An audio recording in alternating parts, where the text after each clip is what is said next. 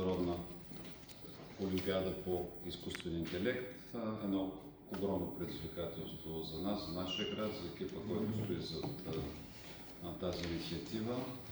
Повече от 200 участници от утре ще премерят своите сили в най-съвременните сфери на дигиталното изкуство. Така че първо ще покаже едно перфектно гостоприемство, после ще покаже България, че вече е доста напреднала по отношение на създаване на кадри и специалисти, което за нас е голямо предизвикателство. И след малко ще чуете повече технически детайли, информация по отношение на как и къде ще се проведе, какво предизвикателство ще поставяме в два модула, какви са детайлите по модулите и така. Госпожо Маринова, заповядайте. Благодаря. Благодаря на кмета и на заместник кмета и на целия Бургас, че ни приютява за тази олимпиада.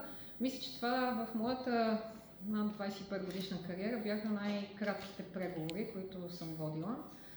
Когато се обадих на кмета господин Николов и му казах, планираме да направим AI олимпиада, поех въздух да попитам, бихте ли били домакини, преди да успея да си задам въпроса, той каза Бургас.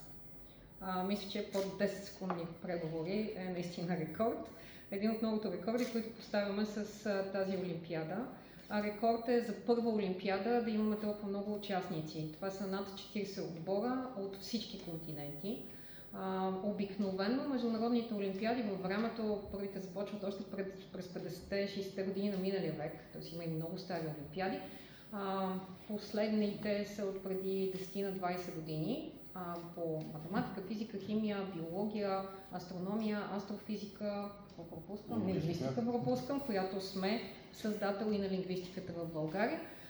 Когато стартират тези олимпиади, те обикновено стартират с 10 отбора. Понякога по-малко, понякога малко повече. Мисля, че рекордите са 12 примерно. Тоест ние стартираме изключително силно с тази олимпиада. Предишният рекорд отново е на България с Европейската младежка олимпиада по програмиране, която започна в София 2017.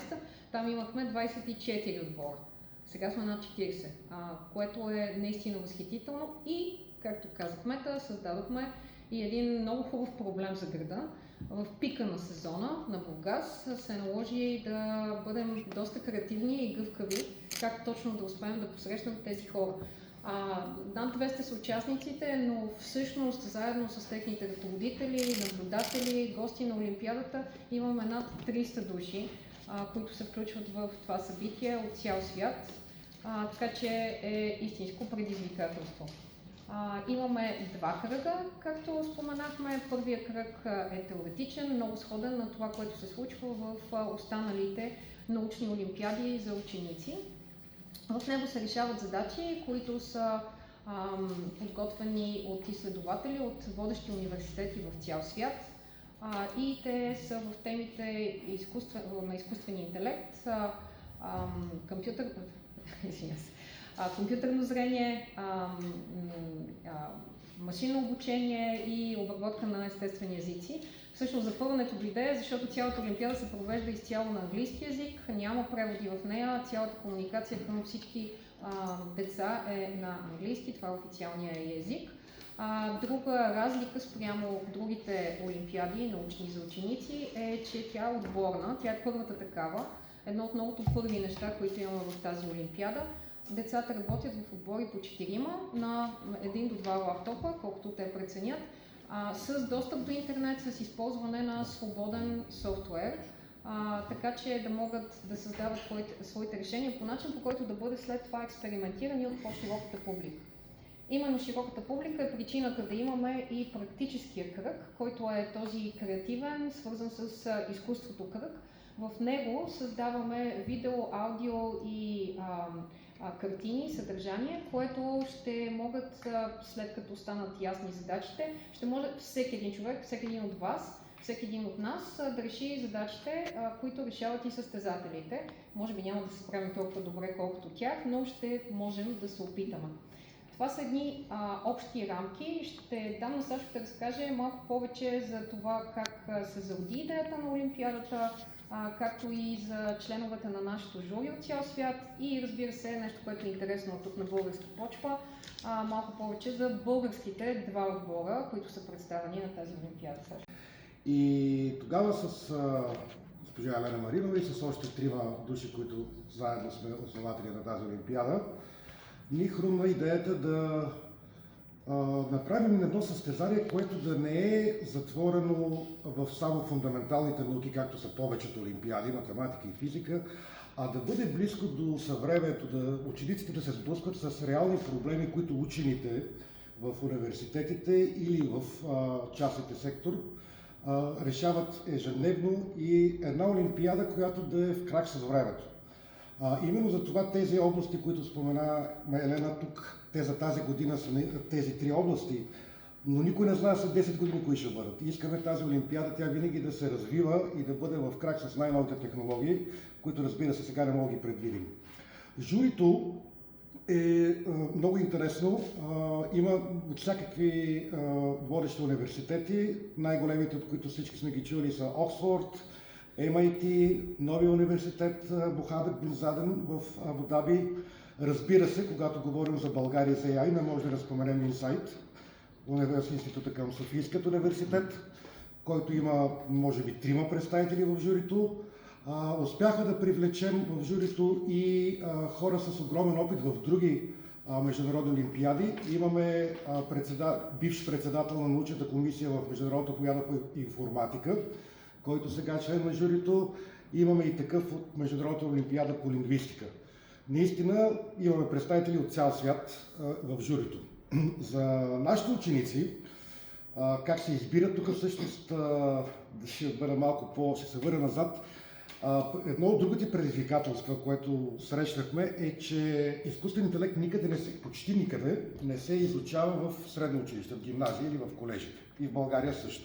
Тук там има различни кръжоци, естествено, или школи, но не е част от самата програма.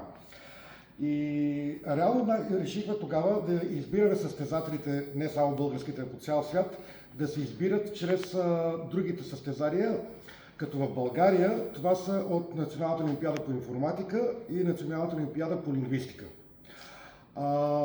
За бургазии ще кажа, че много радва присъствието на Ванеса Калинкова, ученичка от ПВГ в Бургас, която миналата година беше в Националния отбор по лингвистика, а тази година е в Националния отбор по изкуствен интелект. Също морско чадо от Варна имаме Деян Хаджиманич, който преди 3 месеца във Варна, където се проведе Балканиадата по математика, изкара златен медал. Иначе имаме присъствие от Пловдив, от София, от Велико Търново, въобще, грубо казано, от цяла България, от математически и езикови гимназии. Мисля, само математически всъщност. Ръководителите са бивши наши ученици. Иван Саламбашев, който е основният ръководител, е бивш състезател по лингвистика и сега завършва магистратура в областта на изкуствения интелект. Радослав Чолаков е бивш състезател по математика, който поне една година със сигурност ходи в MIT на RSI школата, т.е. е един от българските ученици, които, когато беше ученик, имаше много големи постижения в областта на изследователската наука, тъй като това е изследователска школа. Пропускаме нещо?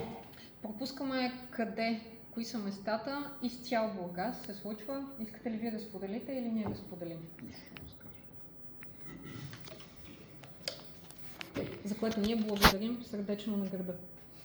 Всъщност, това да бъдем домакини на един толкова мащабен форум с участници от 39 държави, ни задължава, освен състезателната програма, да им предоставим и възможността да вкусят от града, така че самите кръгове на Олимпиадата, те ще се случват в двете съседни централни училища, профилираната природо-математическа гимназия Академик Никола Обрешков и основно училище Александър Георгиев Коджаков-Алията, където е осигурена изключително добра високоскоростна интернет връзка, така че те да могат спокойно да извършват всички дейности, свързани с решаването на задачите, които са в облачна среда. Съответно, в Конгресния център в понеделник ще се проведе научна конференция, която събира едни от големите умове в областта на изкуствения интелект от университети и международни компании, които ще изнесат лекции и ще проведат с участниците практически работилници по различни аспекти от работата с дълбоките невронни мрежи.